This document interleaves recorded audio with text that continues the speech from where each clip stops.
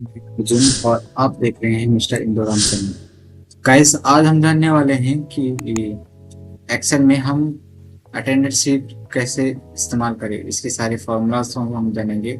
तो हमें सबसे पहले एक चाहिए होगी सीट, जैसे कि आप सामने में देख पाए हो। ये अपने पास एक सीट है और हमें इसका क्या करना है। हमें इसके सारे डाटा को, इसकी अटेंडेंस शीट लगानी है विद सैलरी। हमें इसमें सैलरी भी निकालनी पड़ेगी, क्योंकि आप जब कंपनी में काम करोगे तो आपको यहाँ पे पहले तो आपको यहाँ पे इनकी सबकी अटेंडेंस निकालनी पड़ेगी। Means urgent, absent and Sunday निकालना पड़ेगा। फिर टोटल अटेंडेंस निकालेंगे जो हम अभी निकालने वाले हैं। फिर उसके बाद हम निकालेंगे इसकी बेसिक सैलरी। बेसिक सैलरी मतलब सबकी रहती है। और उसके बाद निकालेंगे हम इसकी पर डे सैलरी, फिर पर दिन सैलरी निकालेंगे जो भी मिली होगी। फिर ओवर टाइम लगा के ऐसे करते हैं। तो चलो, चलिए आज हम इसको शुरू करते हैं। तो सबसे पहले हम अपने डाटा को फॉर्मेट कर लेंगे। तो इसकी की क्या है, Alt H O I। तो Alt H O I से क्या हो गया, आपका डाटा फॉर्मेट हो गया। तो चलिए अभी हम मैं इसको हटा लेता हूँ।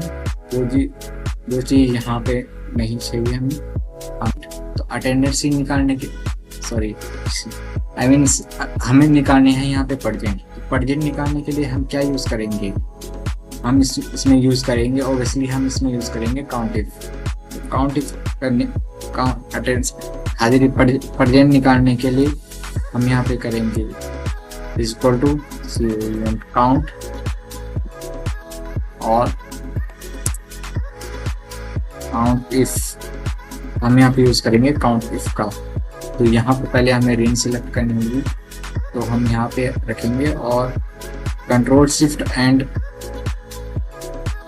राइट एरो, इसको दबा दिया। हमारी पूरी रेंज सेलेक्टेड हो गई। अब इसमें हमें क्राइटेरिया क्या डालना है। तो हम इसमें क्राइटेरिया डालेंगे कि भाई जिस भी सेल्स में पी लिखा हो तो क्या करो, सिर्फ उसे ही काउंट करो और बाकी को छोड़ दो। यही होगा। क्या आ गया, यहाँ पे 31 आ गए, क्योंकि भाई हमने इसको कहा था कि जिस भी सेल्स में ए लिखा हो, सॉरी पी लिखा हो, उस सेल्स को काउंट कर लो। तो हमने यहाँ पे कर लिया। इतने सारे हो गए अपने पास। एक मिनट,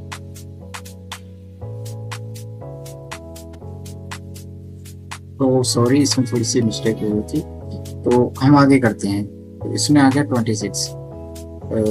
26 आ गया। हमने क्या किया, काउंट इफ फॉर्मूला यूज किया और रेंज सिलेक्ट की और इसमें क्राइटेरिया डाल दिया हमने पी। तो अब हम क्या करेंगे, इसको ड्रैग करेंगे, क्योंकि हमें ऑब्वियसली हम अगर सब में डालते रहेंगे तो ये ऐसे तो हो नहीं पाएगा। तो हमें क्या करना है भाई, तो इनकी परजेंट निकल दी भाई। इन लोगों ने इतने दिन तक आए हैं, ठीक है। अब इनकी निकालनी है एब्सेंट। सेम फॉर्मूला यूज करेंगे, बस एक चीज गायब कर देंगे यहाँ से और उसे रिप्लेस कर देंगे किससे, अपने ए से। तो यहाँ पे लिखेंगे हम काउंट इफ लिख दिया और यहाँ पे आके रेंज सेलेक्ट कर दी, कंट्रोल शिफ्ट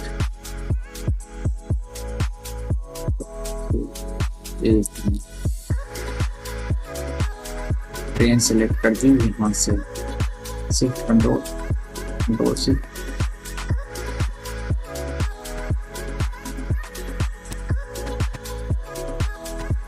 ये हो गया अपना। फिर अब यहाँ पे हमने क्राइटेरिया दे दिया, इसमें क्राइटेरिया दे देंगे हम ए नहीं पी। इसमें हमने क्राइटेरिया दे दिया पी, ए डाल दिया। तो यहाँ पे एब्सेंट आ गई 0, बिकॉज इसकी एक भी एब्सेंट नहीं है। इसमें देखो, मैंने कहा इसमें कि इसमें वही चीज सेलेक्ट होगी जिसमें ए लिखा होगा, बट यहाँ पे किसी पे ए नहीं है। और जो ये ब्लैंक है, ब्लैंक में संडे को हम इसमें नहीं गिनेंगे, क्योंकि ऑब्वियसली संडे को तो मिलेगा इस सबको।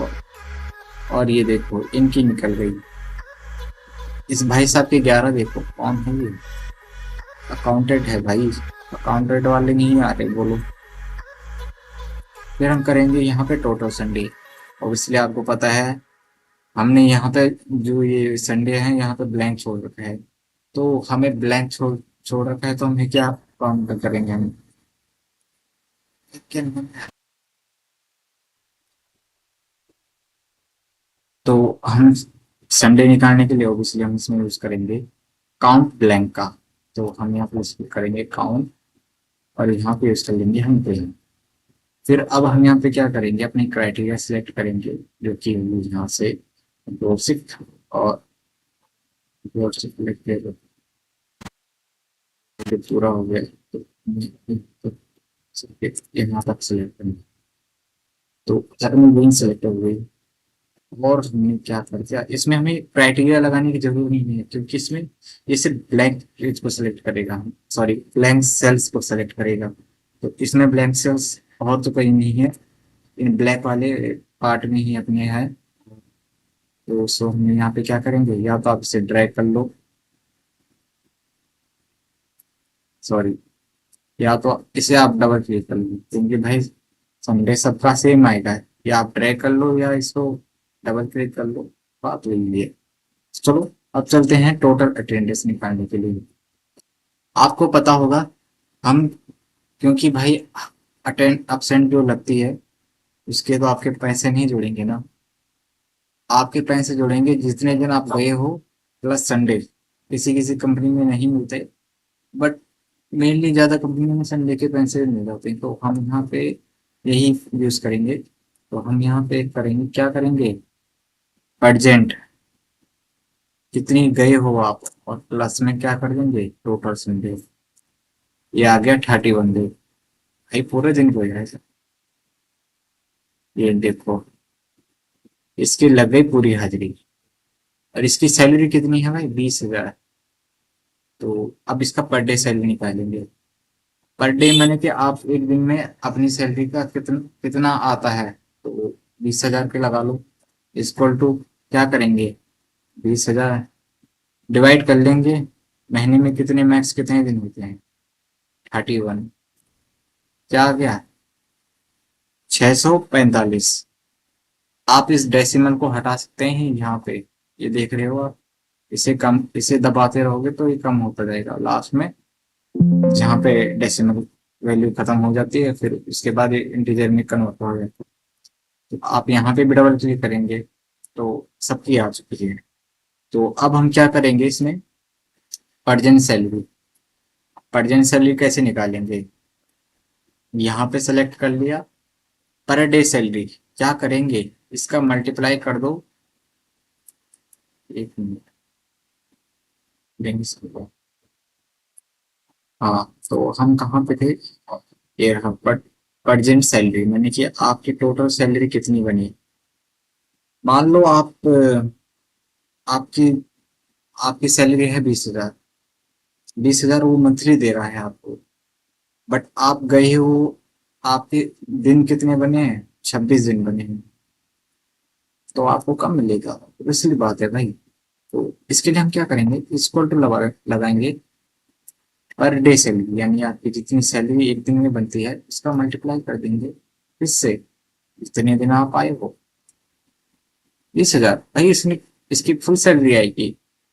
ये घर जाके बेबी से पिटेगा नहीं कि मेरी सैलरी कम क्यों है। तो ये लो, हमने इसको कम कर दिया। वेरी इजी था। अब भाई बात करते हैं ओवर टाइम आवर, यानी आपने जितने घंटे ओवर टाइम किए हैं वो कैसे निकाले। चलिए इसे, तो अब हमें क्या करना है, अपना ओवर टाइम निकालना है। तो हमारे टोटल महीने में कितने ओवर टाइम बने हो भाई। आप एक दिन का तो आपने 4 घंटा लगाया हर हर दिन, बट आपके पूरे महीने के कितने बने इस हिसाब से।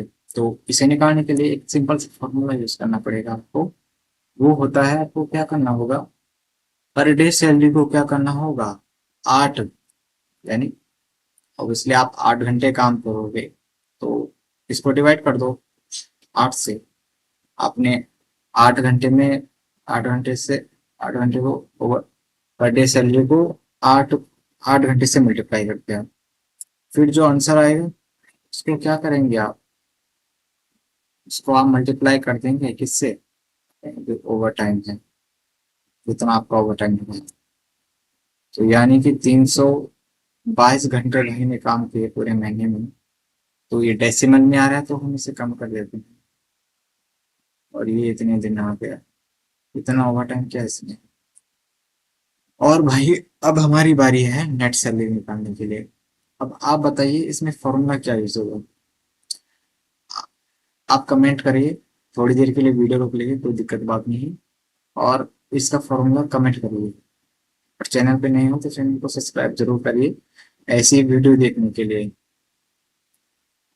तो ठीक है, आपने, लगता है आपने कमेंट कर लिया है, तो चलो हम इसका आंसर निकाल देते हैं। तो इसका फॉर्मूला होगा, बेसिकली बात है भाई, आपकी जितनी सैलरी होगी उसके साथ आपने जो ओवर टाइम किया होगा आप उसे भी तो लेंगे। तो यहाँ पे क्या करोगे आप, जितनी आपकी पर दिन सैलरी है वो तो आप लोगे लोगों, प्लस में क्या करोगे आप, ओवर टाइम को भी जोड़ दोगे रे भाई। यही तो इसमें सिंपल फंडा है। ओवर टाइम का इतना बन रहा है आपका, तो इसको कर लेते हैं, और ये आ गया आपकी सैलरी। तो इसलिए बात है, आप कहीं बड़ा डाटा बनाओगे तो ऐसे तो नहीं बनाओगे जैसे मैंने आपको दिखा रखा है। फॉर्मेट थोड़ा अच्छा रखना, और जहां भी आप काम करने के लिए जाओ उसके लिए गुड लक। मिलते हैं आपको नेक्स्ट वीडियो में। Thank you. आप चैनल को जरूर सब्सक्राइब करना, मिस्टर इंडोरा शॉर्ट्स।